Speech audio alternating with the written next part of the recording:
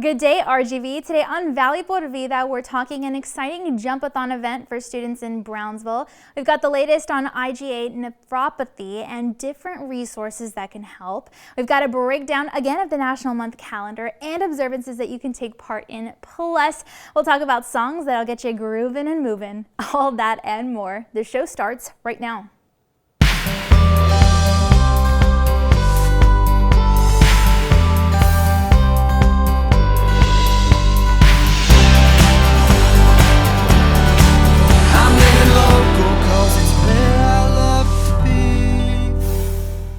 Hey there, and thanks again for joining us today. I'm your host, Danielle Banda. Now, since it's still early August, we thought we'd take a glimpse at the National Day calendar so that you can we can tell you about the national observances that you can take part in every single day this month. All right, so again, this is from the nationaldaycalendar.com. It says the month of August marks National Hair Loss Awareness Month. So it's important to remember that there are actually a lot of myths associated with hair loss. The site says, though, that hair loss can occur for so many different types of reasons. It outlines that things like stress, disease, medical treatments, diet, styling practices, and even trauma can play a role in the health and growth of your hair. So it's important to know that this month is all about seeking a solution that might work for you. So if you want to take part in this national observance, help bring awareness to the issue. And if you're active online, then try to use the hashtag Hair Loss Awareness Month to bring others in on your endeavor. And the month of August also marks the National Immunization Awareness Month. And here's something that many people forget to make a part of their routine. Not only is it important to get your regular and necessary immunizations, but it's vital that we stay on top of keeping record of them. See, whether you're switching doctors, keeping record for health insurance purposes, or just keeping track for your own knowledge, it's important to know exactly where you're at when it comes to your overall health. That way you can stay on top of it in an emergency or regular health checkup situation. And then there's this fun observance. We're talking National Panini Month. So if you're, you're into good tasting foods, and maybe you'll give it a go at your own panini recipe, or try out those by visiting local restaurants that offer some in unique style. And to keep the deliciousness going, there's also National Sandwich Month, and you guessed it, this is really your chance to get creative when it comes to eating one of the world's most popular foods. I mean, really, you can put anything on your sandwich, right? Meats, veggies, spices, and whatever you put on there, it's bound to be good. Sandwiches are great because they're so easy to make, they're affordable, and of course, very tasty. Lastly, you've got to have something to wash down that sandwich, right? Well, that may be something that we can work on doing a little bit better. See, oftentimes we reach for a soda or tea or a juice, but we really need to remember to drink lots of water. The month of August actually marks National Water Quality Month, though, so it's important to know what kind of water that we're putting into our bodies. Know the difference between alkaline, pH balanced, mineral, natural spring, and of course water with electrolytes. Also take the time to educate yourself on different water sources and how each one can affect not only the taste of our water, but the quality of it. That way we can make the decision to pick a source that's right for us in our lifestyle. And since now we've brought to your attention different topics to educate yourself on and just, be aware of, let's focus on another really important subject matter. Now focusing, though, on health. See, IgA nephropathy, sometimes referred to as IgAN, is a chronic autoimmune disease and is actually a leading cause of end-stage kidney disease, with more than half of IgAN patients progressing to require dialysis or kidney transplant within 20 years of initial diagnosis.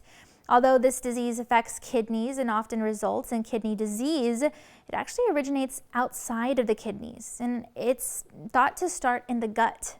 But what is IgA nephropathy exactly, and what are the available treatment options?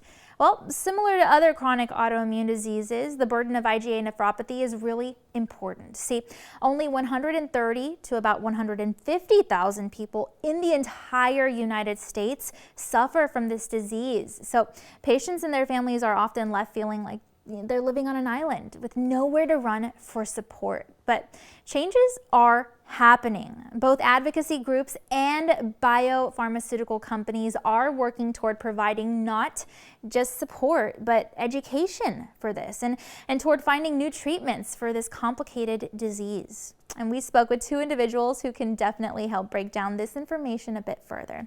So go ahead and take a look.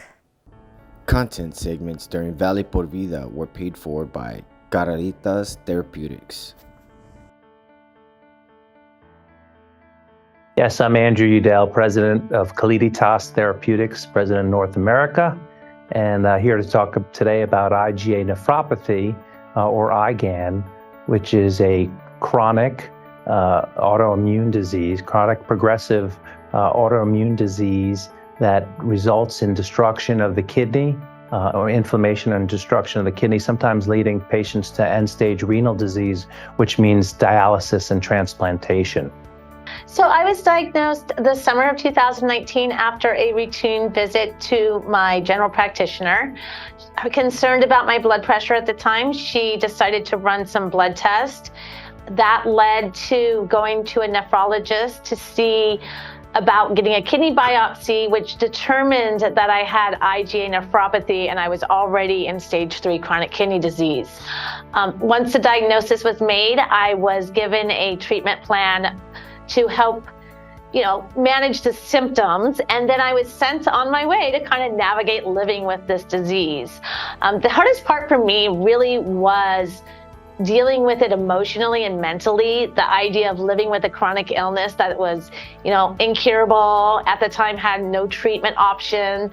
And it just really put a weight on my shoulders, as well as my family, especially my 5-year-old son, who, had to start to realize that, his mom was sick and that everything was going to be different. And in fact, she may not be here one day.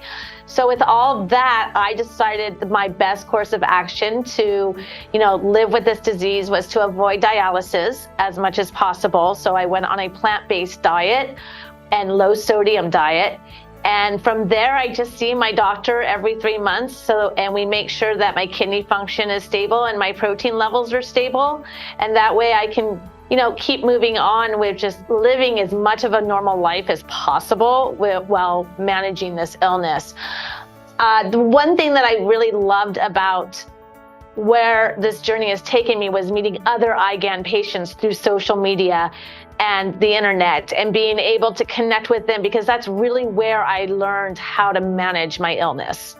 Yeah, while each patient journey is certainly unique, most common symptoms that they would notice would be blood in the urine, or sometimes very frothy urine. Sometimes it's low back pain, flank pain, and or swelling in the legs and the ankles. These are, once again, mild and moderate in severity, depending on each patient's journey. Yeah, so unfortunately, historically, there's really been only things to treat the symptoms, things like lifestyle changes, what Judy talked about as far as diet, and things to reduce blood pressure and inflammation. Content segments during Valley por Vida were paid for by Carreritas Therapeutics. Andrew has more than 20 years of commercial experience in the pharmaceutical industry, and Judy is a true advocate, sharing her story with others in an effort to help spread awareness and, of course, make a difference. And if you'd like more information on all they mentioned here today, as well as to find out about other resources that they might be able to provide for you, feel free to visit IgANconnect.com.